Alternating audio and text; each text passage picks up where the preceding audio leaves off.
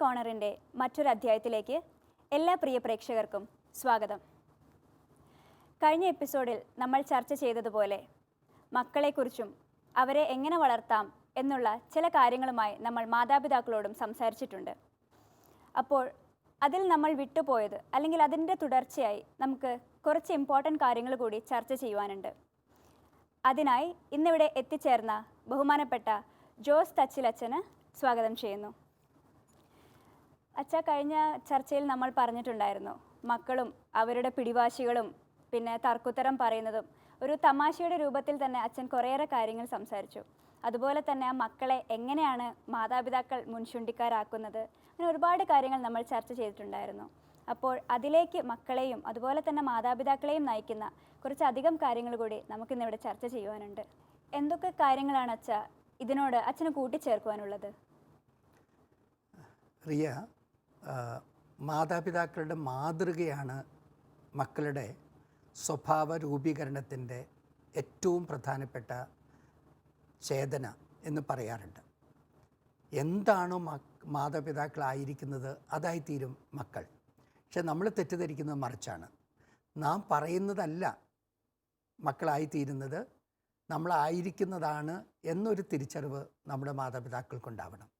പലപ്പോഴും നിങ്ങൾ സഹോദരങ്ങൾ പരസ്പരം സ്നേഹിക്കണം എന്ന് പറയുന്ന മാതാപിതാക്കൾ തൊട്ടടുത്ത് താമസിക്കുന്ന അനിയനോ അനിയത്തിയോ ചേട്ടനോ ഒക്കെ ആയിട്ട് നിരന്തരം വഴക്കിടുന്നത് നമ്മുടെ മക്കൾ കണ്ടാൽ നമ്മൾ പറയുന്നത് വെറും തമാശയാണ്, അത് അത്ര പ്രധാനമല്ല എന്നൊരു തെറ്റിദ്ധാരണയിലേക്ക് മക്കൾ പോകും. അപ്പോൾ അതുകൊണ്ട് തന്നെ നാം പറയുന്നത് ജീവിക്കുന്നവരായി തീരണം. പിന്നീട് സങ്കടപ്പെട്ടിട്ട് കാര്യമില്ല. കക്കരുതെന്ന് പറഞ്ഞിട്ട് വളരെ പ്രശസ്തമായ തമാശ ഉണ്ടല്ലോ. സ്കൂളിൽ നിന്ന് കളവിന് പിടിച്ച കുട്ടിയോട് അപ്പച്ചൻ പറയുക, നിനക്ക് പെൻസിൽ വേണമെങ്കിൽ എന്നോട് ചോദിച്ചുകൂടായിരുന്നോ, ഞാൻ ഓഫീസിൽ നിന്ന് കൊണ്ടുവന്ന് തരുമായിരുന്നില്ലേ, നീ എന്തിനാണ് കട്ടത്? അപ്പോൾ ഇത്തരത്തിലുള്ള പെരുമാറ്റങ്ങൾ ഈ കുഞ്ഞിൽ ഉണ്ടാക്കുന്നത് നാം വിചാരിക്കുന്നതിൽ നിന്ന് വ്യത്യസ്തമായിട്ടുള്ള ഒരു മനോഭാവമാണ്. അപ്പം മാതൃകയാണ്, നമ്മുടെ ശരിയായ മാതൃകയാണ് കുഞ്ഞുങ്ങളുടെ സ്വഭാവ രൂപീകരണത്തിൻ്റെ പരമപ്രധാനമായിട്ടുള്ള മാനദണ്ഡം. മറ്റൊന്നുണ്ട്, നാം എന്താണോ അതായിത്തീരും നമ്മുടെ മക്കൾ എന്ന് പറയാറില്ലേ. What is our normalcy? നമ്മളൊന്ന് നന്നായിട്ട് ചിരിച്ചാൽ, നമ്മളൊന്ന് നന്നായി സംസാരിച്ചാൽ നമ്മുടെ മക്കൾ വിചാരിക്കുക ഇന്ന് അപ്പച്ചന് എന്താ പറ്റിയത്, അല്ലെങ്കിൽ എന്തോ തരക്കേടുണ്ടല്ലോ, അല്ലെങ്കിൽ എന്തോ എന്നിൽ നിന്ന് വേണമല്ലോ എന്ന് ധരിക്കുന്ന തരത്തിലാണോ നമ്മൾ ജീവിക്കുക. വളരെ രസകരമായിട്ടുള്ള ഒരു ചിത്രകഥ ഞാൻ ഓർക്കുന്നുണ്ട്. ഉണ്ണിക്കുട്ടനും പഞ്ചായത്ത് പ്രസിഡൻറ്റും. ഈ ഉണ്ണിക്കുട്ടനെ എപ്പോഴും ദേഷ്യമാണ് പഞ്ചായത്ത് പ്രസിഡൻറ്റിന്. അപ്പോൾ അദ്ദേഹത്തിൻ്റെ ബർത്ത്ഡേയുടെ അന്ന് ഉണ്ണിക്കുട്ടൻ വരുന്നത് കണ്ടപ്പോൾ ഭാര്യയെ പേടിയുള്ള ഈ പഞ്ചായത്ത് പ്രസിഡൻറ്റിനോട് ഭാര്യ പറയുക, ഇന്നെങ്കിലും ആ കുഞ്ഞിനോട് നന്നായിട്ട് പെരുമാറും. അവിടെ ഈ പഞ്ചായത്ത് പ്രസിഡൻറ്റ് ചേട്ടൻ എന്ന് പറയുന്ന കഥാപാത്രം ഇവനെ താലോലിക്കാൻ നോക്കും. അപ്പോൾ ഇവനിങ്ങനെ വല്ലാതെ അത്ഭുതപ്പെട്ടിട്ട് ഈ അമ്മച്ചിയോട് പറയുകയാണ്, ചേച്ചിയോട് പറയുകയാണ്, എന്തോ തകരാറുണ്ട്. അപ്പോൾ വീണ്ടും പായസം കൊടുക്കുന്നു. ഇവന് ഉറക്കെ പറയുന്നു, ചേട്ടൻ എന്തോ തകരാറുണ്ട്. പിന്നെ ആന കളിക്കുന്നു. അപ്പോൾ ഇവൻ എത്തി വലിച്ച് ചേച്ചിയോട് പറയുക, ചേട്ടന് കാര്യമായിട്ടൊരു തകരാറുണ്ട്, ഭ്രാതാശുപത്രി കൊണ്ടുപോകണം. ഇത് കേട്ടിട്ട് ചേട്ടന് ദേഷ്യം വന്ന് ഒച്ചെടുക്കുക. അപ്പോൾ പറഞ്ഞു, ഇല്ലില്ല ചേട്ടൻ നോർമലാണ്, കുഴപ്പമില്ല. നമ്മുടെ നോർമൽസി എന്താണ്? നമ്മൾ പലപ്പോഴും നമ്മുടെ മാനസികാവസ്ഥയോ നമ്മുടെ പെരുമാറ്റമോ കാണാതിരിക്കുന്നത് സ്വാഭാവികമാണ്. കാരണം നമ്മൾ നമ്മെ തന്നെ നോക്കാറില്ല. പക്ഷേ ഇത് കണ്ടു നിൽക്കുന്ന, ഇതിൻ്റെ നന്മയും തിന്മയും അനുഭവിക്കുന്ന കുഞ്ഞുങ്ങളുണ്ട് എന്ന ഒരു ഓർമ്മ നമുക്ക് പരമപ്രധാനമാണ്. മറ്റൊരു കാര്യം, നമ്മൾ ഒറ്റ പ്രാവശ്യം വാണിംഗ് കൊടുക്കുക. ചിലർ പറഞ്ഞ് അതിൻ്റെ അർത്ഥം ഇല്ലാതെയാക്കും. നോക്ക്, ഇങ്ങനെ പെരുമാറിയാൽ ഇന്ന കാരണം കൊണ്ട് ഇന്ന ശിക്ഷ അല്ലെങ്കിൽ ഇന്ന തരക്കേട് നിനക്കുണ്ടാവും. അത് ഒറ്റ പ്രാവശ്യം പറഞ്ഞ്, മാക്സിമം ഒരു പ്രാവശ്യം കൂടി പറഞ്ഞ് പിന്നീട് അങ്ങനെ ചെയ്യാനിടയായാൽ നാം പറഞ്ഞ വാക്ക് പാലിക്കണം. അപ്പോൾ അങ്ങനെ തീരുമാനിക്കുമ്പോൾ ഈ തെറ്റിൻ്റെ ഗൗരവം, കുഞ്ഞിൻ്റെ വയസ്സ്, അതുപോലെ തന്നെ ചുറ്റുപാടുകൾ, ഇതെല്ലാം മനസ്സിരുത്തിയിട്ട് വേണം നമ്മൾ ശിക്ഷ കൽപ്പിക്കാൻ. നമ്മളൊരു വലിയ ശിക്ഷ പറഞ്ഞിട്ട് അത് കൊടുത്തു കഴിയുമ്പോൾ ഒരു പക്ഷേ വളരെ തെറ്റായിട്ടുള്ള മറ്റ് ചില കോൺസിക്വൻസ് ഉണ്ടായെന്ന് വരും. അപ്പോൾ കുഞ്ഞിനെ വിടാതെ എന്നാൽ വിട്ടിട്ട്, ഇത് രണ്ട് തരത്തിൽ ചെയ്യാൻ പറ്റും. ഒന്ന്, നമ്മൾ ശിക്ഷ കൊടുക്കുമ്പോൾ കൂടെ നിൽക്കാനായിട്ട് നമ്മുടെ ജീവിത പങ്കാളി ഉണ്ടെങ്കിൽ കുഞ്ഞിനൊരാശ്രയം ബോധ്യപ്പെടും, ഒറ്റപ്പെട്ടു എന്ന് തോന്നില്ല. അപ്പോൾ ആ മട്ട്. എന്നാൽ എൻ്റെ ശിക്ഷയെ, പല കുടുംബങ്ങളിൽ സംഭവിക്കുന്ന ഒരാളുടെ ശിക്ഷയെ ന്യൂട്രലൈസ് ചെയ്യുന്ന കുടുംബ പങ്കാളി, ന്യൂട്രലൈസ് ചെയ്യല്ല, കൂടെ നിൽക്കുന്ന ജീവിത പങ്കാളി. അപ്പോൾ say once, single warning system എന്നാ അതിന് പറയുക. മറ്റൊരു കാര്യം, തെറ്റ് തിരുത്തിയിട്ടാണ് നമ്മൾ പ്രതിവിധി ചെയ്യേണ്ടത്. അല്ലാതെ ഇനി ഞാൻ ചെയ്യില്ല എന്നൊരു വാക്കുകൊണ്ട് മാത്രമല്ല. ചിലത് അത് മതിയാവും. പക്ഷെ മറ്റ് ചില സാഹചര്യങ്ങളിൽ ഞാൻ തെറ്റ് ചെയ്തിട്ടുണ്ടെങ്കിൽ അത് തിരുത്തിയിരിക്കണം. ഞാൻ എൻ്റെ സഹോദരനെ അടിച്ചിട്ടുണ്ടെങ്കിൽ അവൻ എന്തെങ്കിലും സഹായം ചെയ്തിട്ട് അതിന് ഞാൻ ഒരു പ്രതിവിധി ചെയ്തിരിക്കണം. ആ ഒരു തോന്നൽ പ്രധാനമാണ്. പിന്നെ എപ്പോഴും വിചാരിക്കുക, കുഞ്ഞുങ്ങൾ 2 അടി മുന്നോട്ട് നടക്കുമ്പോൾ 1 അടി പിന്നോട്ട് നടക്കും.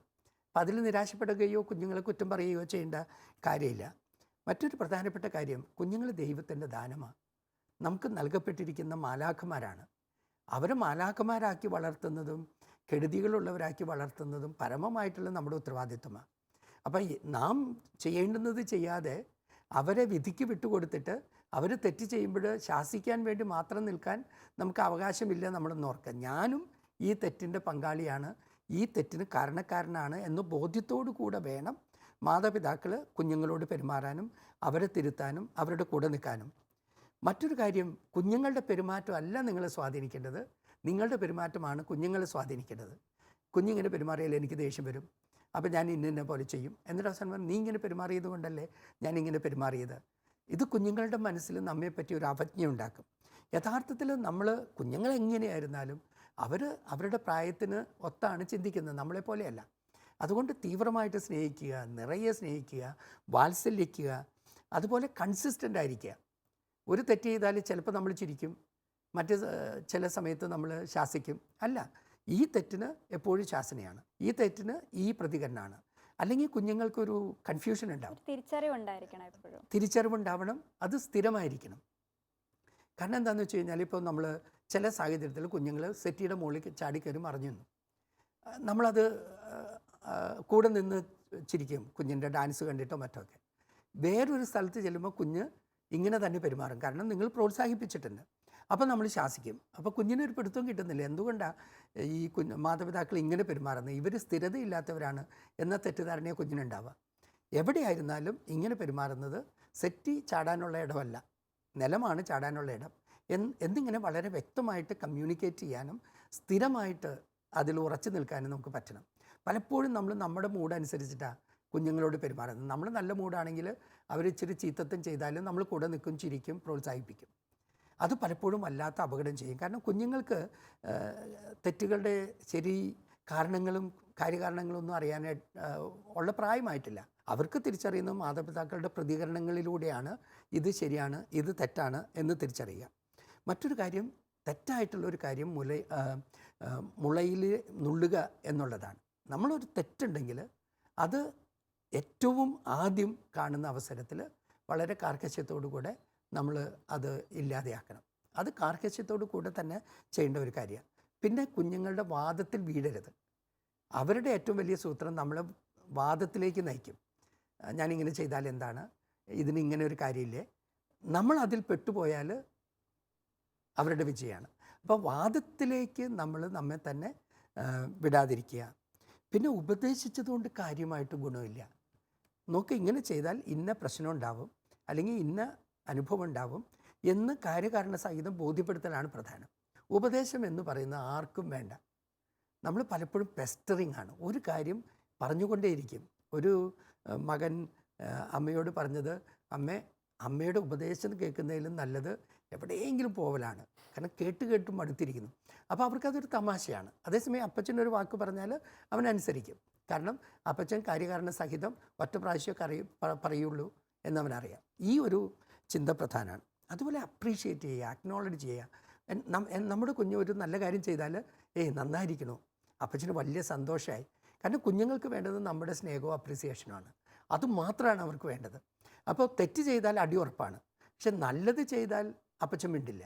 അപ്പോൾ എനിക്ക് കാര്യമായിട്ടുള്ളൊരു പ്രചോദനമില്ല നല്ലത് ചെയ്യാൻ. അതേസമയം ഞാൻ ഒരു കാര്യം നല്ലത് ചെയ്യുമ്പോൾ അപ്പച്ചൻ വിളിച്ചിട്ട് പറയും, മോനെ അത് ചെയ്തപ്പോഴും അപ്പച്ചന് ഭയങ്കര ഇഷ്ടമായി, ഭയങ്കര അഭിമാനമായി, I was so proud of you എന്ന് പറഞ്ഞാൽ അപ്പച്ചൻ്റെ ആ വാക്ക് കേൾക്കാൻ വേണ്ടി ഈ കുഞ്ഞ് അത് ചെയ്തുകൊണ്ടേയിരിക്കും.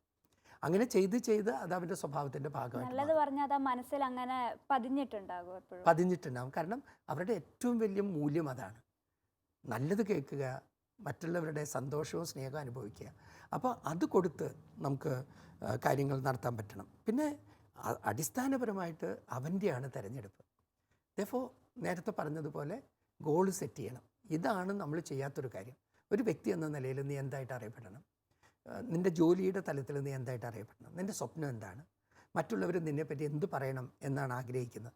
ഇത്തരത്തിൽ അവരെ കൊണ്ട് തന്നെ പല തലങ്ങളിൽ, ഇപ്പോൾ ഒരു കൊച്ചുകുട്ടിയുടെ ഗോൾ സെറ്റിംഗ് അല്ല കുറച്ചുകൂടി പ്രായമായ കുട്ടിയുടേത്, ചെറുപ്പക്കാരൻ്റേതല്ല. അപ്പോൾ അവരവർക്ക് യോഗ്യമായ രീതിയിൽ അർത്ഥവത്തായിട്ട് ഗോൾ സെറ്റ് ചെയ്യാനായിട്ട് നമുക്ക് പറ്റണം. പിന്നെ നമ്മൾ ചിന്തിക്കേണ്ട ഒരു കാര്യം, anger is only an energy, it is not negative. Waste of energy. It could be a waste of energy, ഒരു എനർജിയുടെ വൃഥാ ഉപയോഗമാവാം. പക്ഷേ ആങ്കർ എന്ന് പറയുന്നത് എന്താണ്? ഒരു കാര്യം എനിക്ക് ഇഷ്ടപ്പെട്ടില്ലെങ്കിൽ നോക്ക്, ഇതെനിക്ക് ഇഷ്ടപ്പെട്ടില്ല എന്ന് മറ്റേയാളെ അറിയിക്കാനുള്ള എൻ്റെ ഒരു പ്രയോഗമാണ്. അപ്പോൾ ആങ്കർ ഒരു എനർജി എന്ന നിലയിൽ ന്യൂട്രലാണ്. പക്ഷേ അത് ഞാൻ ശരിയായിട്ട് ഉപയോഗിക്കും, തെറ്റായിട്ട് ഉപയോഗിക്കും. അപ്പം ഈ കുഞ്ഞുങ്ങളുടെ ദേഷ്യത്തെ നമ്മൾ കാണേണ്ടത് ആ മട്ടിലാണ്. എന്താണ് അവർ ഈ ദേഷ്യം കാണിക്കലിലൂടെ പറയാൻ ഉദ്ദേശിക്കുന്നത്? അത് ശരിയായിട്ടുള്ള ഒരു കാര്യമാണെങ്കിൽ അത് നമ്മൾ തിരിച്ചു കൊടുക്കാമെന്ന് പറയില്ലേ, പറഞ്ഞ് തിരിച്ചു കൊടുക്കണം. മോനെ, ഇന്ന കാര്യമാണ് നീ യഥാർത്ഥത്തിൽ പറയാൻ ശ്രമിക്കുന്നത്, പക്ഷേ അതിങ്ങനെ പ്രകാശിപ്പിക്കുന്നത് ഹെൽത്തി അല്ല. നിങ്ങൾക്ക് ഇതിങ്ങനെ പറയാമല്ലോ, നോക്ക് എനിക്ക് വല്ലാതെ സങ്കടം വരുന്നുണ്ട്, എനിക്ക് വല്ലാതെ ദേഷ്യം വരുന്നുണ്ട്, നിങ്ങളിങ്ങനെ പറയുമ്പോൾ എനിക്ക് വല്ലാതെ നിരാശ തോന്നുന്നുണ്ട്. അങ്ങനെ നിൻ്റെ അനുഭവമായിട്ട് പറയും, അല്ലാതെ മറ്റൊരാളെ ദ്രോഹിക്കുന്ന പെരുമാറ്റമായിട്ട് മാറ്റാതെ എനിക്ക് നല്ല ദേഷ്യം വരുന്നുണ്ട്, നമുക്കത് പറയാമല്ലോ. അങ്ങനെ പഠിപ്പിക്കണം കുഞ്ഞുങ്ങളെ. ഇന്നത്തെ കാലത്തെ പേരൻസ് ഫെയിലാകുന്നതും പരാജയപ്പെടുന്നതും ഈ ഒരു ക്ഷമയോടെ ഉള്ള ഒരു ഇതിലേക്കായിരിക്കും. എന്തായാലും അവർക്ക് അത്ര ക്ഷമയുണ്ടാകില്ല ഇന്നത്തെ കാലത്തെ പേരൻസിന്. അതിന് അവർക്കൊരു 1000 കാരണം പറയാനുണ്ടാവും. തിരക്കിലായിരുന്നു, അല്ലെങ്കിൽ മറ്റൊരു ശ്രദ്ധിക്കാൻ സമയം കിട്ടുന്നില്ല. ഞാൻ എപ്പോഴും പറയുന്ന ഒരു കാര്യമുണ്ട്, മാതാപിതാക്കൾക്കും അധ്യാപകർക്കും മൂഡുകൾക്ക് അവകാശമില്ല. എന്ത് മൂഡുണ്ടായിരുന്നാലും, ഏത് സങ്കടകരമായ നിമിഷത്തിലായിരുന്നാലും കുഞ്ഞുങ്ങളോട് പെരുമാറുമ്പോൾ അവരെ പരമപ്രധാനമായിട്ട് കണ്ടിട്ട് അവർക്ക് വേണ്ടി മാത്രം സ്വരൂപിക്കപ്പെട്ട പെരുമാറ്റങ്ങളിലൂടെ പെരുമാറണം. തീർച്ചയായും. അത് സംഭവിക്കാതെ വരുമ്പോഴാണ് നമ്മൾ പരസ്പര വിരുദ്ധമായിട്ടുള്ള മെസ്സേജസ് കൊടുക്കുക. അങ്ങനെ 1-2 പ്രാവശ്യം കൊടുത്താൽ കുഞ്ഞുങ്ങൾ കൺഫ്യൂസ്ഡ് ആവും, പിന്നെ അവരുടെ വഴി തേടും. അതാണ് ഏറ്റവും വലിയ അപകടം. എൻ്റെ അപ്പച്ചന് എന്താണ് വേണ്ടത് എന്ന് എനിക്കറിയില്ല. ചില സമയത്ത് പോസിറ്റീവ്, ചില സമയത്ത് നെഗറ്റീവ്. അപ്പോൾ അവർക്കൊരു കൺഫ്യൂഷനാണ്. അപ്പോൾ അവരുടെ മനസ്സിന് ഇണങ്ങിയ തരത്തിൽ അവർ പെരുമാറും. ഇത് ഏറ്റവും വളരെ പ്രധാനപ്പെട്ട ഒരു കാര്യമാണ്. പിന്നെ ഒരിക്കലും കമ്പയർ ചെയ്യാതിരിക്കുക. നിങ്ങളുടെ കുഞ്ഞുങ്ങളെ ഒരിക്കലും കമ്പയർ ചെയ്യാതിരിക്കുക. കാരണം ഓരോ കുഞ്ഞും ഓരോ ദാനമാണ്. ഓരോ കുഞ്ഞിനും അവരുടേതായ ചില ശക്തികളുണ്ട്, പരിമിതികളുണ്ട്. ഈ കുഞ്ഞിൻ്റെ ശക്തിയാണ് നമ്മുടെ കുഞ്ഞിൻ്റെ ശക്തിയേക്കാൾ നന്ന് എന്ന് പറയാൻ പറ്റില്ല. നമുക്കെപ്പോഴും അടുത്ത വീട്ടിലെ കുഞ്ഞാണല്ലോ ഏറ്റവും നല്ല കുഞ്ഞ്. ബാലരമയിൽ പണ്ട് വായിച്ച ഒരു കഥ ഇതാണ്. ഒരു വീട്ടിലെ ആൺകുഞ്ഞ് പറയുക, നിൻ്റെ അപ്പച്ചനും അമ്മച്ചിക്കും എന്നെ ഇഷ്ടമാണ്. അപ്പോൾ ഈ വീട്ടിലെ പെൺകുട്ടി പറയുക, നിൻ്റെ അപ്പച്ചനും അമ്മച്ചിക്കും എന്നെ ഇഷ്ടമാണ്. അപ്പോൾ അവർ പറയാം, നമുക്ക് അപ്പച്ചനും അമ്മച്ചിയും വെച്ച് മാറാം, എക്സ്ചേഞ്ച് ചെയ്യാം എന്ന് പറയുന്ന ഒരു അന്തരീക്ഷം. അതായത് നമ്മുടെ മക്കളുടെ നന്മ കാണാതെ നമ്മളെപ്പോഴും കമ്പയർ ചെയ്യുന്ന ആൾക്കാരാണ്. അവരെ നോക്കി പഠിക്കുക. നോക്ക്, കുഞ്ഞുങ്ങൾ പഠിക്കേണ്ടത് മറ്റു കുഞ്ഞുങ്ങളെ നോക്കിയിട്ടല്ല, മാതാപിതാക്കളെയും നന്മയെയും നോക്കിയിട്ടാണ്.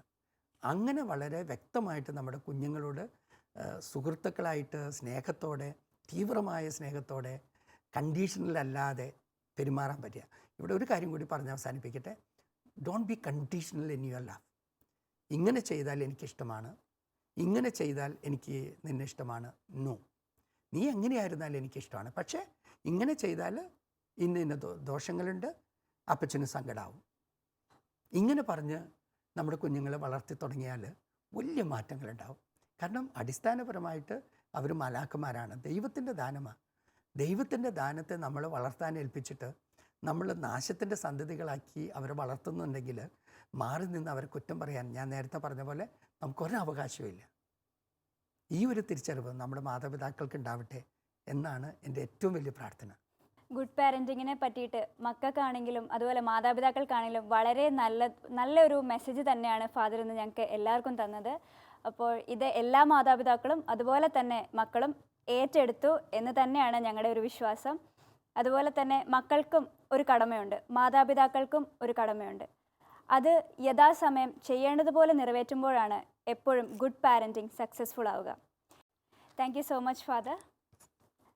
മറ്റൊരു അധ്യായത്തിൽ കണ്ടുമുട്ടുന്നത് വരെ എല്ലാ പ്രിയ പ്രേക്ഷകർക്കും നന്ദി, നമസ്കാരം.